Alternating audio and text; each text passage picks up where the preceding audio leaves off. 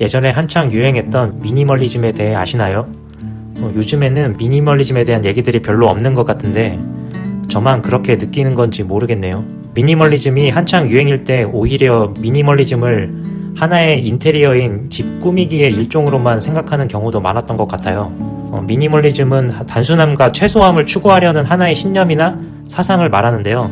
이런 신념이나 사상을 가지고 살면서 생활 속에서도 미니멀리즘이 묻어 나옵니다. 그것이 집에서 가장 뚜렷하게 나오다 보니 인테리어에도 반영이 되는 것 같아요. 제가 왜 미니멀리즘에 대해 이야기하냐면요. 우리가 나중에 경제적인 안정감을 갖고 살기 위해서는 이 미니멀리즘과 관련이 있다는 걸 얘기하려고 해요. 제가 책 중에 자기계발서를 좋아하는데요. 그 중에 한창 돈과 부에 관련된 책을 읽었었는데 어느 날 회사에서 쉬는 시간에 미니멀리즘에 관련된 책을 읽고 있었어요. 그런데 옆자리에 친하게 지냈던 동료가 저한테 물어보는 거예요.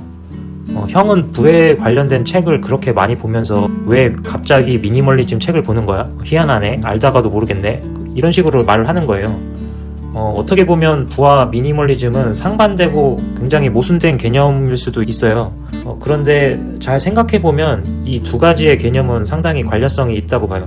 제가 30대 중반까지만 해도 되게 갖고 싶은 것이 너무 많았어요. 특히 옷 욕심이 많았던 것 같아요. 예전에는 되게 남을 의식하며 살았었어요. 물론 지금도 어느 정도 남을 의식하기는 해요. 예전보다는 좀 줄었다는 거죠. 그 정도가. 아무튼 그래서인지 많은 멋진 옷을 사고 그걸 입고 주변 사람에게 은근히 뽐내는 게 제 삶의 낙이라고 생각했던 것 같아요. 예를 든 게 옷이었지 그 밖에 다른 물건들도 많았어요. 그런데 30대 중반 이후로는 더 이상 많은 물건들을 갖고 싶은 욕망이 예전에 비해 많이 사라졌어요. 물론 아예 없는 것은 아니지만요. 그렇지만 이것도 저것도 갖고 싶고 이걸 가지면 멋질 거야, 저걸 가지면 사람들이 나를 대단하다고 생각하겠지, 이런 식의 소비는 거의 하지 않게 되었어요. 여러분들이 잘 아시는 애플의 스티브 잡스나 페이스북을 만든 마크 저커버그 같은 사람들을 보면 항상 똑같은 옷을 입잖아요. 지금은 이 사람들처럼 자신만의 상징이 되는 옷을 입고 다니는 사람이 더 멋있는 것 같아요. 이러한 사람들의 공통점은 무엇일까요? 그들은 항상 무엇인가에 관심을 갖고 관찰한다는 겁니다. 그리고 그것에 대해서 배우려고 하고 발전시키려고 해요. 또 그리고 그것을 발전시키기 위해 매우 몰입을 한다는 거죠. 몰입을 하니 본인 대부분의 관심이 몰입의 대상에 쏠릴 수밖에 없다는 겁니다.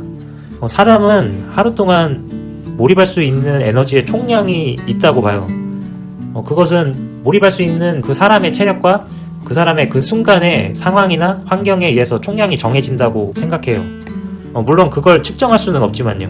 그렇기 때문에 어떤 것에 몰입을 하면 할수록 남의 시선에 대한 관심이 줄어들고 남을 의식함으로써 들어가는 시간적, 금전적 비용이 줄어들게 됩니다. 아까 말한 것처럼 몰입할 수 있는 그 사람의 에너지의 총량이 정해져 있으니까요. 아까 말한 스티브 잡스와 마크 저커버그 같은 사람들은 매일같이 어떤 옷을 입을 것인지, 어떤 신발을 신을지에 대해 신경 쓰고 싶지 않고 신경 쓸 시간도 아까운 거라고 생각해요. 그러다 보니까 이런저런 물건을 사고 싶은 마음이 줄어들고, 그러니 당연하게도 지출 또한 줄어드는 거죠. 그렇다고 스티브 잡스나 마크 저커버그처럼 옷차림새를 극단적으로 그렇게 할 필요까지는 없지만요. 그래도 사람들에게 깔끔한 이미지는 어느 정도 필요하니까요. 그러니까 내가 외모에 신경 쓸 시간에 다른 것에 몰입하겠다는 마음으로 더럽고 거지같이 하고 다니면 안 되겠죠. 제가 얘기하고 싶은 건 쓸데없이 남에게 너무 잘 보이려고 과하게 시간과 금전적인 비용을 들일 필요는 없다는 걸 말하는 겁니다. 그렇다면 쓸데없이 과하게 남을 신경 쓸 시간에 상대적으로 사업이나 투자 또는 자기 개발에 더욱 몰입해야겠죠. 그렇게 하다 보면 나 자신과 내가 앞으로 나아갈 길에 집중을 하게 되니 돈이 따라올 확률이 커지게 되고 어느덧 자연스럽게 지출보다 수입이 늘어나게 됩니다. 부자, 곧 경제적 여유가 별게 있나요? 지출보다 수입이 더 많으면 그게 경제적으로 여유가 있는 것이고 그게 곧 부자이죠. 그러기 위해서는 내 분수에 맞지 않거나 쓸데없는 소비를 줄여서 그 여유 자금으로 늙어가는 나를 위해 일을 해줄 자산에 투자를 해야 합니다. 물론 자신 스스로를 발전시킬 수 있는 공부 또한 포함해서이죠. 그리고 여기서 얻은 경험과 노하우를 쌓아서 자신만의 성공의 법칙, 코드를 만들어 스스로에게 탑재하면 그 분야에서 웬만하면 계속 이기는 싸움을 하겠죠. 그러면 평생 동안 지금보다 여유롭고 행복한 삶을 살 확률이 커진다고 봅니다. 우리는 누구나 부자가 되고 싶은 욕망이 있습니다. 어떤 사람에게는 부자가 되고 싶은 이유가 갖고 싶은 것을 갖고 멋진 자동차와 집을 가지고 남들에게 보여주고 싶은 것일 수도 있어요. 하지만 그런 외형적인 과시욕보다는 하고 싶지 않은 일을 하지 않을 선택의 자유와 그 시간에 나에게 집중하고 사랑하는 사람들과 좀 더 함께 할 수 있는 시간을 얻는 것에서 찾길 바랍니다. 오늘은 여기까지 이야기하고 다음에 또 만나요.